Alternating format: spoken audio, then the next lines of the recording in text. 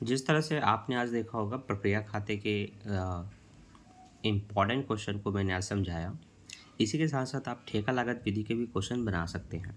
ठीक है, ठेका लागत विधि भी यूनिट 3-4 के अंतर्गत आता है, जिसमें आपके एक प्रैक्टिकल खाते हैं और आपने इसको बना लिया तो आपके 15 नंबर यहाँ से कन्फर्म, प्रक्रिया खाते से बनाए तो 15 नंबर वहाँ से कन्फर्म, तो दोनों मिला के आपका पासिंग मार्क 30 नंबर आराम से आ जाएगा। अब ध्यान से समझना, क्योंकि ये वो इम्पोर्टेंट क्वेश्चन है जो एग्ज़ाम में आता है और आने की चांसेस भी हैं, क्योंकि ये उदाहरण नंबर 21 से मतलब ये डिफ़िकल्ट क्वेश्चन है और आगे के एक लेंदी प्रश्नों में से एक है।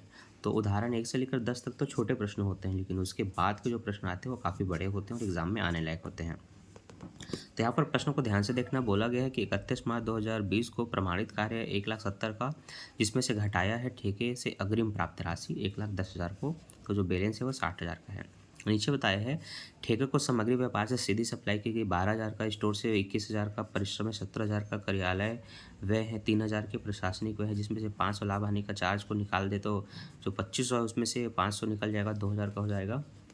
प्लांट के निर्गमित किया गया 5,000 रुपये का, सामग्री ठेके से सीधी लौटाई गई 900 का, स्टोर से लौटाई गई 1100 का, ठेके से पूर्ण हुए 4500 का, प्रमाणित कार्य 30,000 का और ठेकों पर लाभ है 23,000 का और ठेकादाता से अग्रिम 80,000 रुपये का बकाया।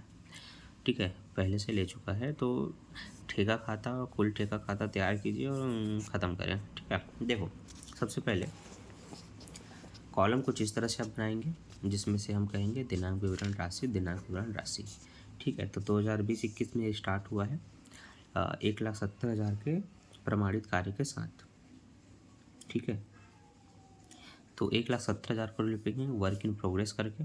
ठीक है, उसके बाद लिखेंगे स्टोर से सामग्री 42,000 की। ठीक है, किससे प्राप्त होता पहले, सीधी व्यापार से सप्लाई हुई थी 12,000 की, फिर स्टोर से 21,000 की, मजदूरी 17,000 की और वर्किंग एक्सपीरियंस मतलब कार्य पर व्यय 3,000 की, प्रशासनिक व्यय हुए हैं शायद 2,000 के और प्लांट से इशू किया गया 5,000 का, लाभ 23,000 का जो प्रश्न में दिखाया था। ठीक है, यहाँ पर क्या लिखेंगे, जो निर्गमित या वापस कर दी जाती है, लौटाई जाती है, तो 900 का लौटाया गया, फिर 1100 का स्टोर को लौटाया गया, 45,000 का कॉन्ट्रैक्ट का है। तो इस तरह से इनकी टोटल वैल्यू हो गई है 45, 46, 147,000 रुपये। ठीक है, इनके टोटल वैल्यू 2,53,000 से इस 47,000 को घटाएंगे तो 2,06,000 रुपये का एक डिफरेंस अमाउंट पता चलेगा, जिसको आप यहाँ पर लिखेंगे 2 टुकड़ों में डिवाइड करके बाय वर्क इन प्रोग्रेस, जिसमें वर्क सर्टिफाइड 30,000 का और अनवर्क सर्टिफाइड है 1,76,000 रुपये का।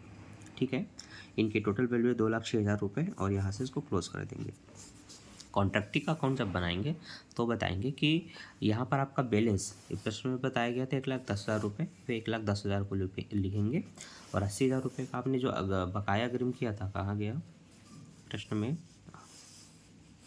अरे कितने गए भाई तुम, ये इस 80,000 रुपये को लिखेंगे कि बैलेंस आपके पास 1,80,000 का है और आपने बीच में 80,000 रुपये अलग से एडवांस में प्राप्त कर लिया था, तो कुल 1,90,000 हुआ। 1,90,000 में आप ये जो भाई कॉन्ट्रैक्टिव वर्क फिनिश्ड करके 45,000 रुपये उसको लिख के यहाँ पर इनसे घटा देंगे। 1,90,000 में 45 जाएगा, 1,45,000 आ जाएगा, ये आपका बैलेंस है। उसके बाद बैलेंस शीट बना सकते हैं। बैलेंस शीट बनाएंगे तो ध्यान देना है, कुल वर्क इन प्रोग्रेस है 2,06,000 रुपये का आपके प्रश्न में ऊपर। ठीक है, उसमें से जो आपका ये बैलेंस निकले 1,45,000 को घटा देंगे तो 61,000 रुपये आ जाएगा। इसी को लिख लेना है बैलेंस शीट में। एसेट्स लिखेंगे, करंट एसेट्स लिखेंगे, वर्क इन प्रोग्रेस लिखेंगे 61,000 रुपये और यहाँ से खेल खत्म। तो ये प्रश्न बहुत इंपॉर्टेंट है, एग्ज़ाम में आ भी चुका है, इसको बना करके देखिए जो हमने अभी बताया, एक बार खुद से प्रैक्टिस करिए ताकि आपको इजीली बन सके, आपके हाथ को, आपके आँख को और आपके माइंड को याद हो सके। बाकी मिलता हूँ नेक्स्ट वीडियो में। थैंक्स फॉर वॉचिंग, वीडियो को लाइक कर देना। अगला वीडियो जल्द से जल्द आएगा, तो चैनल को सब्सक्राइब करके नोटिफिकेशन कॉल पे सेट कर लेना और लाइक करना मत भूलना। Bye bye.